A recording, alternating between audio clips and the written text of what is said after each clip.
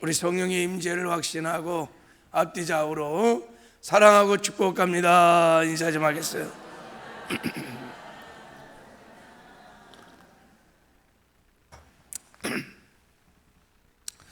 우리 영상으로 다니엘 새벽 기도를 함께 찬양하는 지체들도 주 안에서 사랑하고 축복합니다. 오늘도 큰 은혜 받으시기 바랍니다. 오늘은 사랑으로 사는 사람 두 번째 시간으로 우리가 어떻게 사랑의 삶을 살 수 있는가, 사랑하는 법을 대해서 한번 말씀을 나누려고 합니다. 여러분, 사랑하는 법을 배우셨습니까? 우리가 사랑하는 삶을 살려면 어떻게 살아야 될까요? 사랑하는 법이 뭐예요? 여러분이 배웠던, 어떻게 하면 사랑할 수 있을까? 나는 정말 사랑할 수 있다 라고 우리 여러분 믿으시나요? 자, 오늘 이제 사랑하는 법을 함께 우리 배워가고 또 배운 다음에 사랑의 법을 따라 우리가 살기 시작하면 우리도 능히 사랑하는 삶을 살게 될 줄 믿습니다. 근데 많은 사람들이 사랑하며 용서하는 것을 굉장히 일단 힘들어합니다. 힘들어해. 강달성에서 설교하는 목사가 저는 십자가 복음을 믿기 어렵습니다. 저는 십자가 복음을 믿지 않습니다. 만약에 이렇게 말하면요, 난리가 날 거예요. 목사가 십자가 복음을 안 믿어? 그런데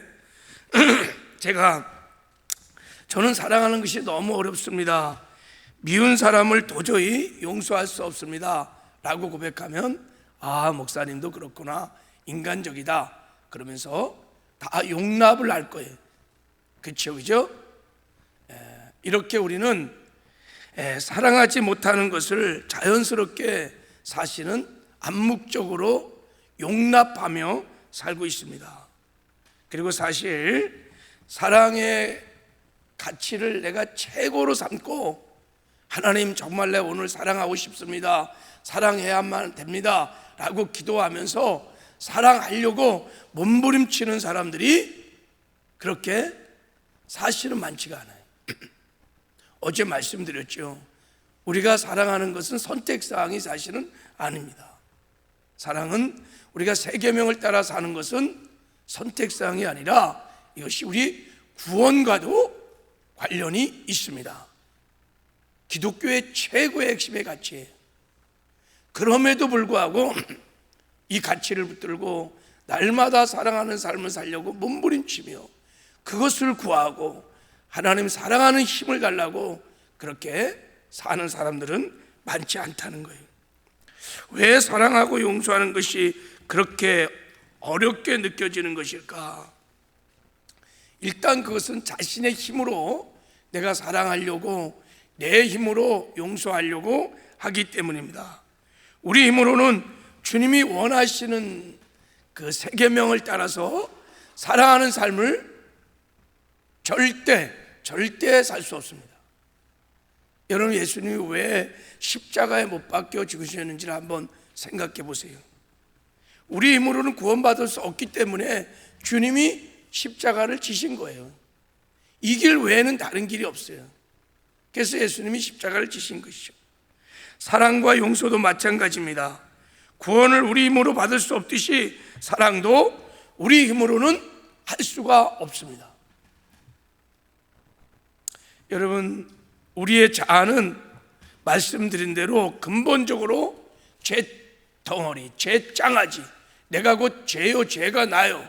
그리고 철저하게 이기적입니다. 이 병든 자아로는요 결코 사랑하며 살 수 없습니다. 이것이 바로 사람들이 막 사랑 노래를 하면서도 맨날 상처받고 여전히 미워하고 용서하지 못하며 사는 까닭입니다. 자아는요 나밖에 몰라요. 철저히 이기적이고 자기중심적입니다. 그래서 우리가 옛 생명, 옛 사람을 가지고는 절대 사랑할 수가 없습니다. 일단 여기에 대해서 우리가 동의를 하셔야 돼요. 우리가 얼마나 이기적인지 모릅니다. 모든 것을 나를 기준으로 판단하고 생각해. 그래서 사랑할 수가 없어요. 그러면 어떻게 해야 우리가 사랑하고 용서하는 삶을 살아야 하는가? 그래서 여러분, 하나님이 가르쳐 주시는 사랑의 법을 반드시 배워야 합니다. 우리가 예수를 믿고 거듭난 후에 사랑하는 법을 배워야 돼요. 그리고 법을 배운 다음에 부단히 사랑하는 연습을 해야 합니다. 그렇게 연습을 하면 이제 조금씩 우리가 사랑하는 훈련이 되면 사랑하는 삶을 살게 될 것입니다. 자, 왜냐하면 하나님이 지금 이 세 계명을 통해서 서로 사랑하라고 하는 이 계명은요, 인간적인 에로스 사랑이 아니에요. 신적 사랑, 아가페를 말합니다. 아가페. 자, 요한복음 14장 34절에 새 계명을 너에게 주노니 서로 사랑하라. 내가 너희를 사랑한 것 같이 너희도 서로 사랑하라 라고 말할 때 이 사랑은 아가페의 사랑입니다. 아가페 사랑은 상대의 진정한 필요를 내가 깨닫고 그 필요를 내가 희생적으로 채워주는 것을 아가페 사랑이라고 그래요. 그러니까 권리 포기가 있어야 돼요. 대가 지불이 있어야 돼요.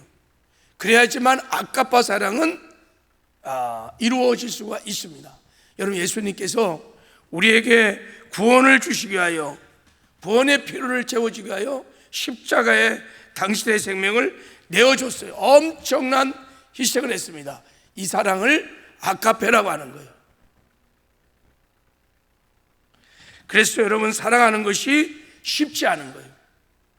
이런 옛 생명, 이 병든 자, 나밖에 모르는 옛 사람은 이런 아가페 사랑을 할 능력이 전혀 없습니다.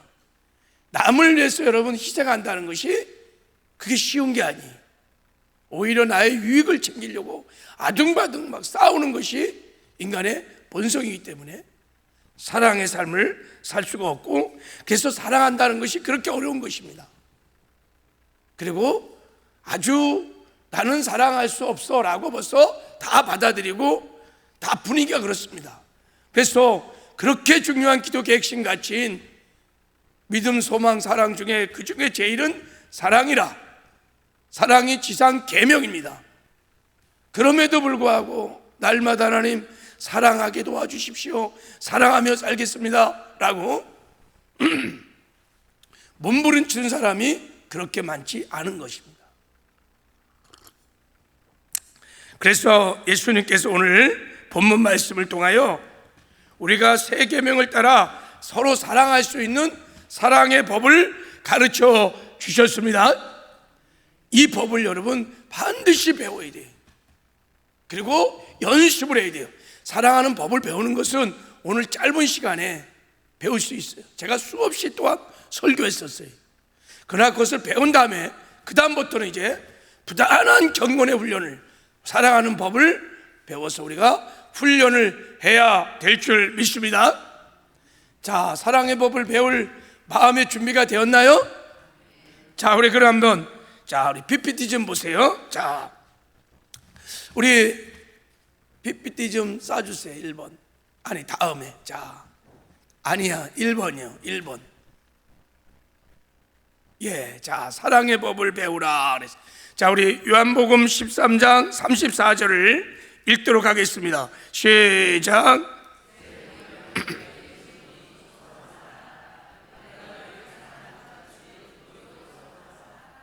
자, 이게 여러분 예수님이 준 새 계명입니다. 서로 사랑하라. 이 계명에 보면 조건이 있습니다. 서로 사랑하라 라고 끝낸 게 아니에요. 새 계명을 주시면서 서로 사랑하라, 그리고 내가 너희를 사랑한 것 같이 사랑하라고 그렇게 말했어요. 내가 너희를 사랑한 것 같이 사랑하라고 조건을 딱 붙이셨습니다. 여기에 내가 너희를 사랑한 것 같이 라고 말하는 이 말씀에는 두 가지 메시지가 있어요. 두 가지 조건이. 첫째는 우리가 사랑하되 내가 너희를 사랑한 것 같이, 예수님이 너희를 사랑한 것 같이 사랑의 수준을 일단 언급하셨습니다. 그러니까 예수님처럼 그 수준의 사랑을 하라는 것입니다. 무슨 말이냐면 조건적인 인간적인 에로스 사랑이 아니라 기브 앤드 테이크, 주고받는 조건 사랑이 아니라 품앗이 사랑이 아니라 무조건적인 아가페 사랑을 하라는 뜻입니다. 사랑의 수준을 먼저 말씀하셨어요. 두 번째는요, 사랑의 방법을 말씀하신 것입니다. 예수님이 너희를 사랑한 것처럼 예수님의 방법대로 사랑하면 된다, 이런 뜻이에요. 내가 너희를 사랑한 것처럼 너희도 똑같은 방법으로 사랑하면 너희도 사랑할 수 있다라고 하는 메시지가 여기에 담겨져 있습니다. 예수님이 우리를 어떻게 사랑하셨습니까? 우리를 위해서 조롱과 멸시를 당하시고 고난을 당하시고 십자가에 죽기까지 사랑하셨습니다. 십자가에 죽기까지 사랑하셨어요. 그것도요, 우리가 죄인 되었을 때, 하나님을 떠나서 하나님과 원수 되었을 때 전혀 사랑받을 만한 조건도 자격도 매력 포인트도 전혀 없을 때 예수님께서 십자가에 당신의 생명을 드리기까지, 주기까지 우리를 사랑하셨습니다. 이런 사랑을 예수님은 어떻게 하셨을까요? 하나님의 아들 예수님이니까 어떤 신적 능력으로 그렇게 사랑했겠지? 아닙니다. 아니, 예수님은 그렇게 사랑하지 않으셨습니다. 그래서 우리가 예수님을 통해서 사랑하는 방법을 배워야 합니다. 여러분, 예수님이 이 땅에 사실 때 어떤 삶의 방식을 가지고 살았을까요? 자, 이것을 깨닫는 것이 너무 중요해요. 예수님이 이 땅에 살아가는 방식이 있었습니다.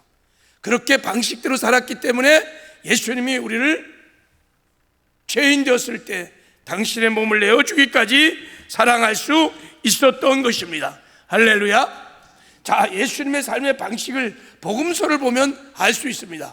그 중에 대표적인 말씀이 요한복음 14장에 있습니다. 자, 우리 한번 이 말씀을 읽어보도록 할게요. 9절 10절. 자, 시작.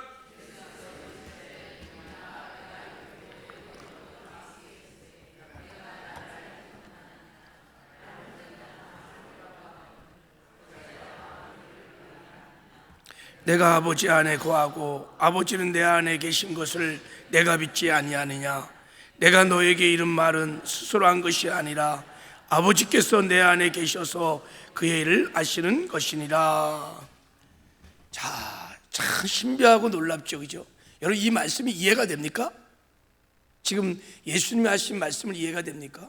예수님이 이 땅에 사시는 동안에 어떤 삶의 방식을 살았는지를 그대로 지금 고백하고 있는 내용입니다. 예수님이 말씀하셨어요.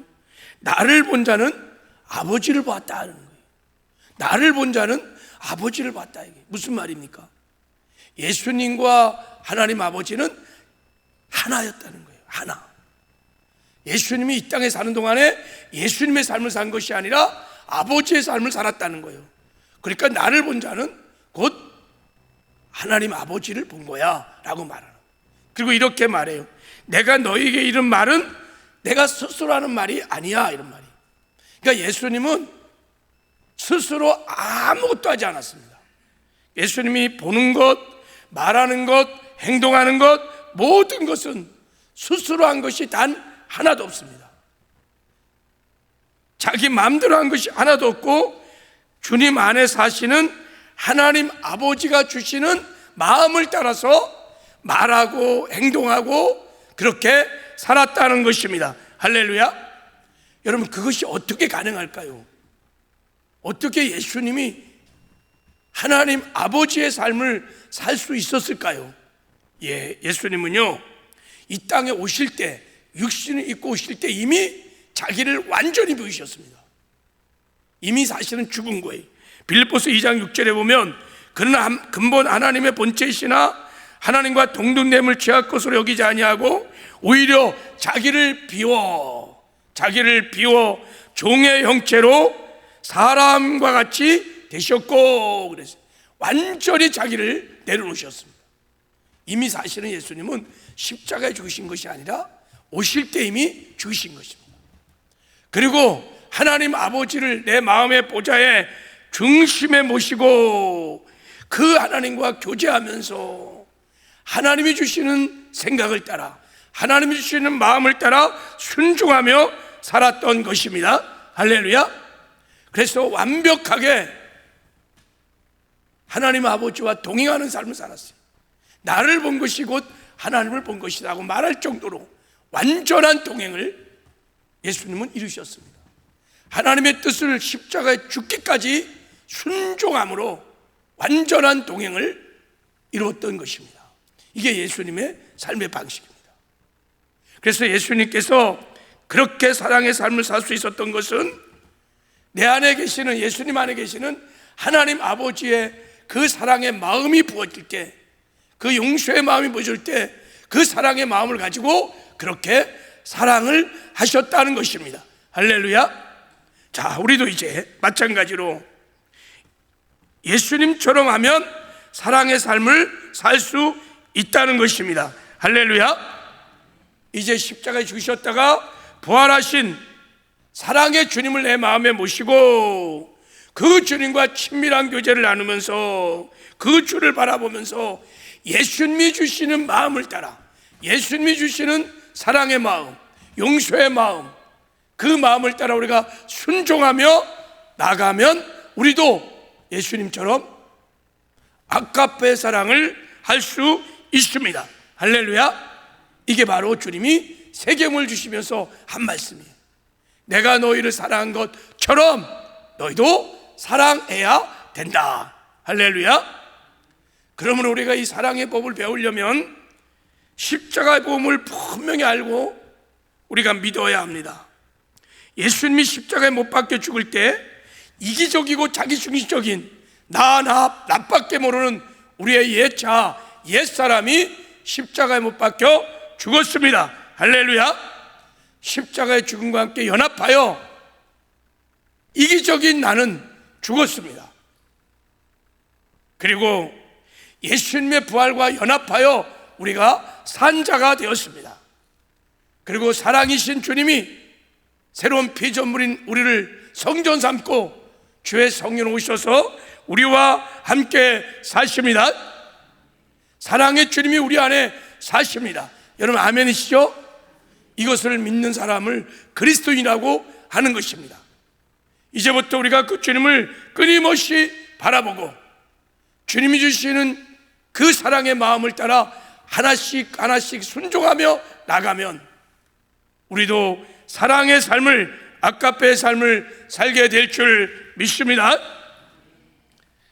그리스도의 사랑하는 방법, 그러니까 그리스도인들이 사랑하는 방법, 핵심은 그래서 나는 죽고 예수로 사는 것입니다. 사랑할 수 없는 나는 죽었다는 사실을 믿음으로 고백하고 내 안에 계신 예수님의 사랑으로 사랑을 하는 것입니다. 이게 사랑하는 법인 것입니다. 내가 옛사람으로 여전히 살면요, 이기적인 이 자아를 가지고 살면요 절대 사랑할 수 없습니다. 죽었습니다. 내 안에 사랑의 주님이 나와 함께 하십니다. 그 주님 바라보면서 이제부터 그 주님의 음성을 듣고 그분의 마음을 따라서 순종하기 시작하면 우리도 사랑하는 삶을 살게 될 줄을 믿습니다. 그렇습니다. 우리 힘으로는 사랑하고 용서할 수 없지만 우리 안에 계신 주님이 하시면 얼마든지 사랑할 수 있습니다. 관건은 우리가 정말 나는 죽었고 예수님이 하신다고 믿는가 하는 것입니다. 이 복음을 정말 믿는가, 그리고 이 복음대로 살고 있는가, 여기에 이런 내가 사랑의 삶을 살 수 있는지 못 사는지가 결정되어 있는 거예요. 나는 죽고 예수로 사는 사람, 그 사람이 바로 사랑으로 사는 사람인 것입니다. 할렐루야. 이렇게 살았던 사랑의 법을 배우며, 그래서 이것을 실천하며 정말 원수까지도 사랑하는 삶을 살았던 사람들이 성경에도 교회사에도 우리 한국 교회사에도 얼마나 많이 있는지를 모릅니다. 그 중에 대표적인 분이 누굴까요? 사랑의 원자탄 손양원 목사님. 나병 환자들과 살면서 정말 사랑의 삶을 살았습니다. 나병 환자의 피고름을 빨고 자기 아들을 죽인 원수를 용서하고, 용서할 뿐만 아니라 양자로 삼아서 그를 양육하는, 정말 원수를 사랑하는 삶을 살아내신 목사님이십니다. 어떻게 그런 아름다운 사랑의 삶을 살 수 있었을까요? 손양원 목사님이 그 9가지 감사의 기도 제목에 그 비밀을 고백했습니다. 자, 우리 한번 읽어보겠습니다. 자, 손양원 목사님이 했던 기도, 감사의 기도 중에 7번째, 시작. 내 아들을 죽인 원수를 회개시켜서 아들 삼고자 하는 사랑의 마음을 주신 주님께 감사합니다. 자, 굉장히 중요한 고백이, 내 아들을 죽인 원수를 회개시켜서 아들 삼고자 하는 사랑의 마음을 주신 주님께 감사합니다. 손양원 목사님의 마음으로, 손양원 목사님의 정신으로 그렇게 했다는 게 아니라는 거예요. 나밖에 모르는 옛사람으로 그렇게 했다는 게 아니라는 거예요. 내 안에 계신 주님이 용서할 수 있는 마음을 막 물부터 부어주신 거예요. 사랑의 마음을 부어주신 것입니다. 그리고 순종함으로 원수도 용서하고 사랑할 수 있었다는 고백입니다. 할렐루야. 그럼 왜 여러분 손양원 목사님에게 이 용서의 마음, 사랑의 마음이 막 부어질 수 있었을까요? 그건 두말할 것도 없이 손양원 목사님이 죽은 자입니다. 예수를 믿고 죽었어요.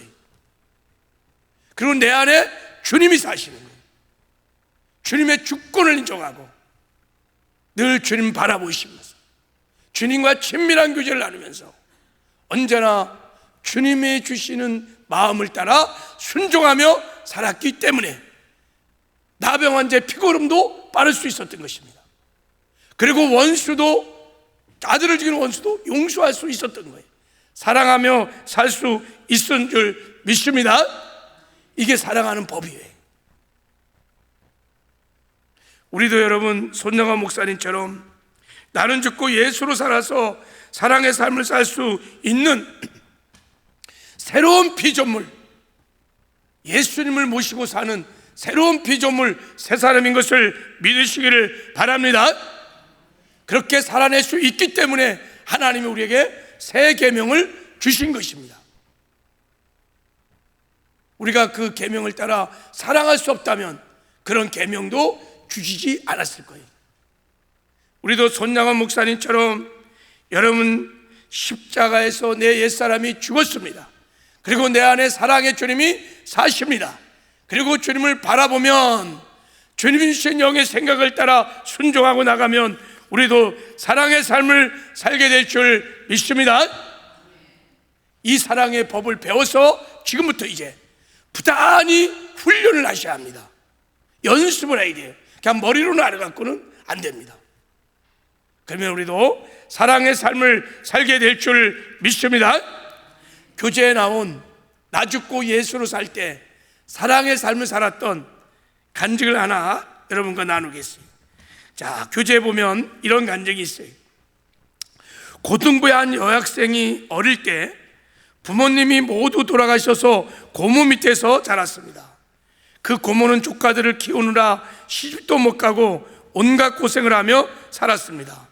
학생은 고모가 자기들을 위해 희생하는 것을 알았지만 날이 갈수록 심해지는 고모의 잔소리에 반항심이 생겼습니다. 특히 고모가 교회 다니는 것을 반대하는 것을 견딜 수가 없었습니다. 그래서 집에만 오면 숨이 막혔고 계속해서 고모와 싸웠습니다. 그러나 교회 가서 기도할 때면 언제나 고모와 싸운 것 때문에 마음이 아팠습니다. 그것이 가장 큰 회개의 제목이기도 했습니다.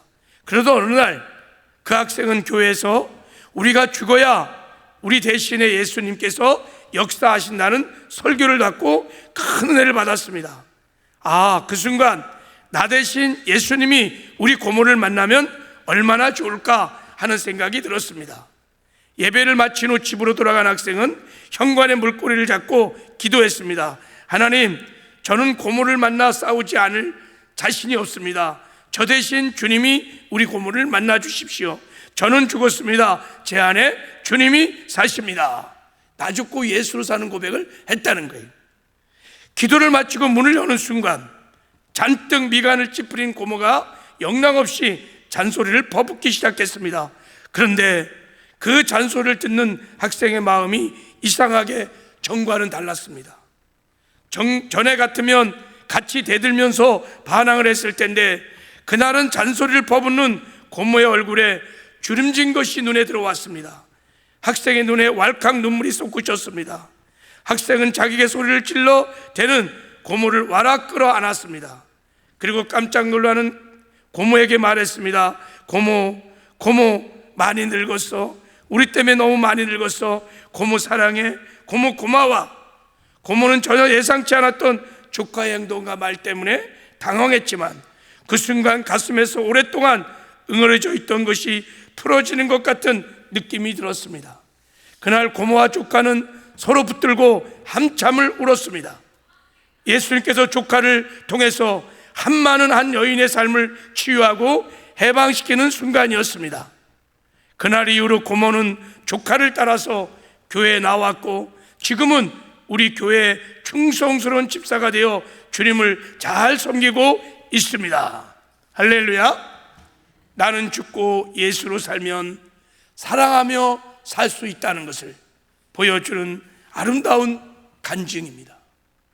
이 학생이 나는 죽었습니다. 내 안에 주님이 사십니다. 그 주님을 인정하고 가니까 내가 고모를 만난 것이 아니라 내 안에 주님이 나를 통하여 고모를 만날 때 사랑의 삶이 이루어졌고 여러분 치유가 일어났고 놀라운 변화가 일어나게 된 것입니다. 우리도 마찬가지. 내가 집에 들어가서 내 사랑하는 아내가 남편이 우리 자식이 부모들이 나를 만나면 변할 게 아무도 없어요. 내가 죽고 내 안에 예수님이 만나면 사랑의 삶이 이루어질 줄 믿습니다. 변화가 일어나게 됩니다. 직장에 가서도 일상의 삶에서도 내가 죽으면 예수님이 나를 통하여 사시기 시작합니다.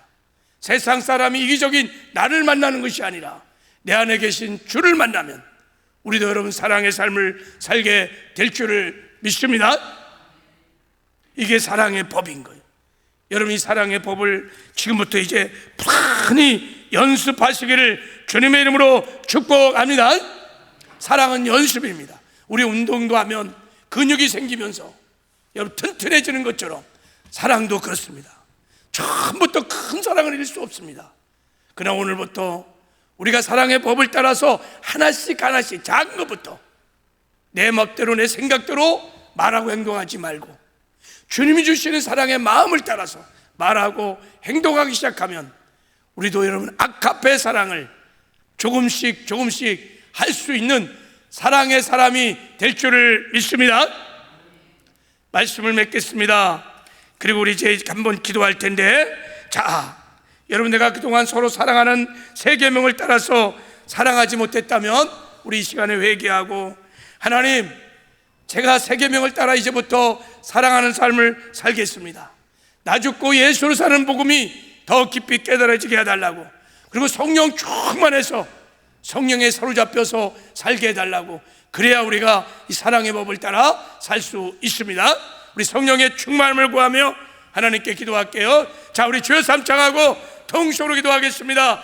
주여.